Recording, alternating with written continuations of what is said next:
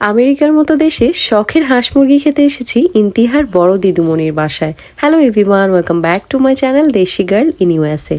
কালকে রাত 1টার সময় আমি সবার জন্য একটু মিষ্টি বানিয়েছিলাম, তো এটা বক্সে নিয়ে নিই আর এখন আমরা বের হয়ে গিয়েছি। আর আজকে হচ্ছে আমাদের ফ্যামিলি ডাক পার্টি, মানে হাঁস পার্টি বাংলায় বলি তাহলে সবার বুঝতে সুবিধা হবে। তো আজকে হচ্ছে আমাদের ফ্যামিলি হাঁস পার্টি, যেখানে শুধু আমরা ফ্যামিলি মেম্বাররা আছি। তবে মেইন হাঁস পার্টিটা হচ্ছে নেক্সট মান্থ, যেখানে ফ্যামিলির সাথে সাথে আরও কিছু কাছের মানুষও থাকবে। তো এই যে দেখেন, আমেরিকার মতো দেশে আমার জেঠি শাশুড়ির শখের হাঁস মুরগি। প্রথমে ওনার 2টা হাঁস ছিল, ওখান থেকে ডিম আর বাচ্চা কাচ্চা হয়ে এতগুলো হয়েছে মাশাল্লাহ। উনি কিন্তু এগুলো কখনো একা খায় না, আমরা যখনই ওনার বাসায় আসি তখনই উনি ওনার বাসার হাঁস মুরগি জবাই করে। এছাড়া আমাদেরকে সবসময় হাঁস মুরগির ডিমও দেয়। এখনও এই হাঁসগুলো সবাইকে খাওয়ানোর জন্য উনি পার্টি অলরেডি করে ফেলেছে। এছাড়াও আমাদের সবার জন্য একটা একটা করে হাঁস রেখে দিয়েছে। এবার চলেন হাঁসের মাংসের সাথে সাথে আর কি কি রান্না করছে সেটা দেখাই।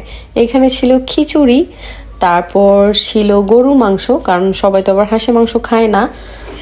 এরপর ছিল মুরগির মাংস, তারপর সালাদ, তারপর ছিল একটু বাসমতির পোলাও, এরপর ছিল একটু ফুলকপির সবজি,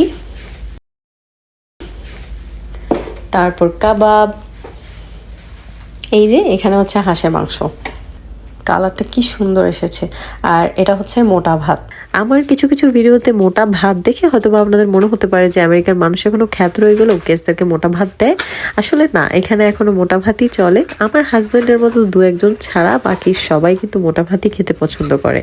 তো আরও কিছু কিছু জিনিস আছে যেগুলো বাংলাদেশে এখন আপডেট হয়ে গিয়েছে, কিন্তু আমেরিকাতে এখনো চলে। এটা নিয়ে আমি একটা ভিডিও বানাবো একদিন।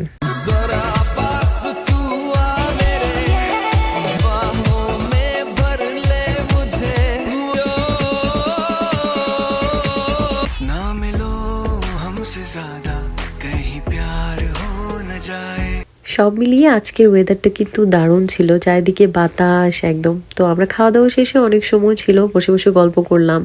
এরপর কথা বলতে বলতে সবাই একটু একটু সাজুগুজু করলো, তারপর ফটোশ্যুট করার জন্য বের হয়ে গেলাম। তাছাড়া আজকের প্ল্যান ছিল সবাই সিম্পল সুতি শাড়ি পরবো।